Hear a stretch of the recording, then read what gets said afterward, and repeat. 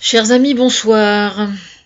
Je, je souris parce que je viens d'aller aux infos un peu là parce que c'est vrai que ce matin j'ai travaillé sur le djihad et donc j'étais un peu, comment dire, concentrée sur mon travail pendant toute la matinée et donc visiblement c'est vrai que j'ai pas écouté les infos ce matin.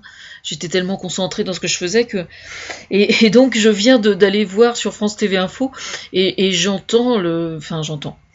J'ai regardé les vidéos sur la réflexion de Darmanin, c'est ça, Darmanin. C'est un nom qu'on ne connaît pas, bien évidemment, parce que il faut savoir qu'il y a deux raisons principales pour lesquelles on fait de la politique. Alors, selon les individus, ça penche plus d'un côté que de l'autre. Alors, la principale raison, quand même, assez souvent, au sein des députés, parce que c'est comme ça qu'on commence à faire de la politique en général, c'est de gonfler son ego et de se faire une personnalité. Alors, en théorie, quand on fait de la politique et qu'on cherche donc à avoir une certaine personnalité, on essaie de faire fonctionner son cerveau pour trouver des idées. Voilà. Puisqu'on a la prétention de faire de la politique, à l'origine, consiste à gérer la cité. Donc, ça consiste à avoir des idées. Et alors, évidemment, cet imbécile-là, étant donné qu'il est absolument incapable, je suppose, d'avoir des idées, puisque le seul truc qu'il trouve, en fait... Alors, j'explique donc. Donc, gonfler son ego, n'est-ce pas? Essayer de faire parler de soi. Et alors, dans quelle mesure est-on intéressé financièrement, etc. Est-ce que c'est un vrai boulot, quoi, ou est-ce qu'on a des convictions et qu'on y croit? C'est là que réside tout le problème. Et alors, Darmanin, pour faire parler de lui, parce que c'est uniquement dans ce but-là qu'il l'a fait, bien évidemment, il a prétendu donc que Christiane Taubira, à elle seule, était un tract pour le Front National, qui aiguillait le Front National, en quelque sorte. Alors, que les choses soient bien claires, je trouve extrêmement sain, moi personnellement, d'une certaine façon, que beaucoup de gens soient irrités par le Front National. Ça veut dire qu'ils sont contre le racisme, contre la xénophobie, effectivement. Je tiens à rappeler que Christiane Taubira, comme tous les gens de couleur, n'a pas choisi sa couleur de peau.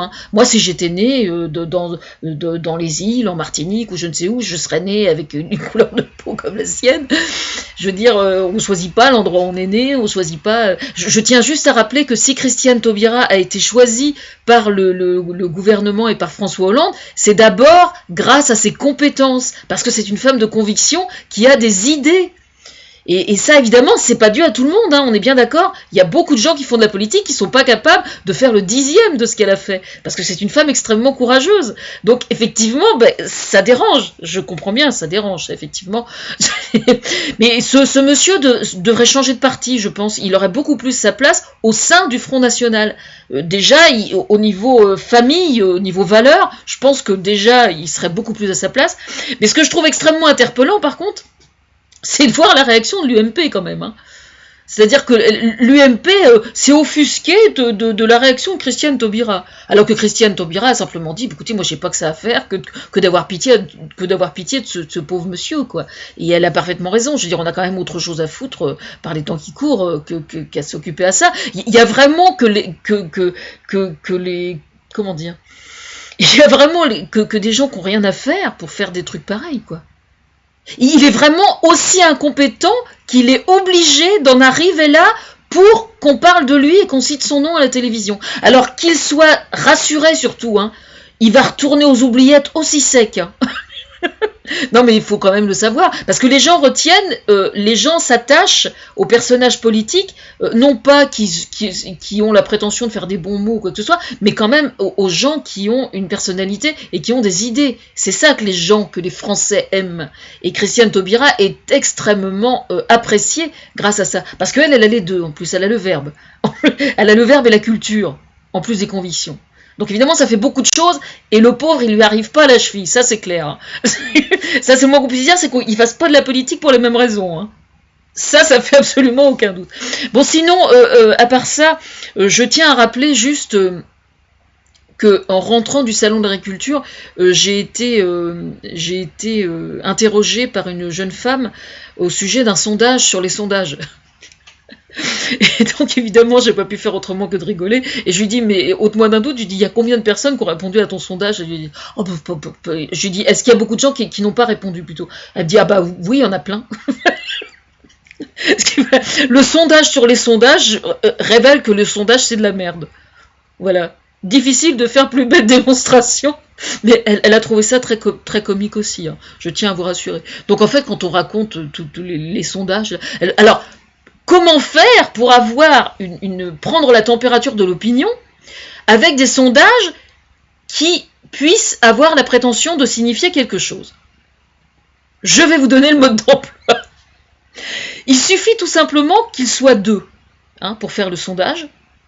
Et il y en a un qui doit être assermenté et qui va compter les personnes à qui on a proposé le sondage, de telle sorte qu'on ait le pourcentage des personnes qui ont refusé le principe du sondage, et ensuite, comparativement avec le pourcentage qui a accepté le principe du sondage.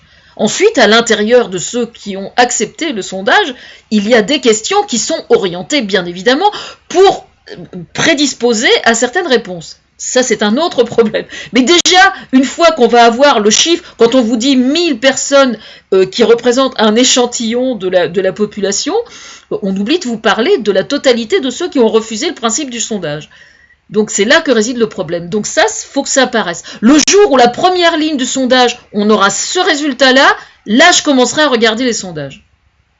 C'est pas encore demain, parce qu'évidemment, ils passent tous pour des cons, les sondeurs, du coup. D'ailleurs, ils trouvent ça très drôle eux-mêmes. Bah oui, parce qu'ils savent bien que c'est vrai, évidemment. Enfin voilà, ce soir, un soir à la Tour Eiffel, avec Chantal là-dessous, à mon avis, ça va faire très très très mal, je pense.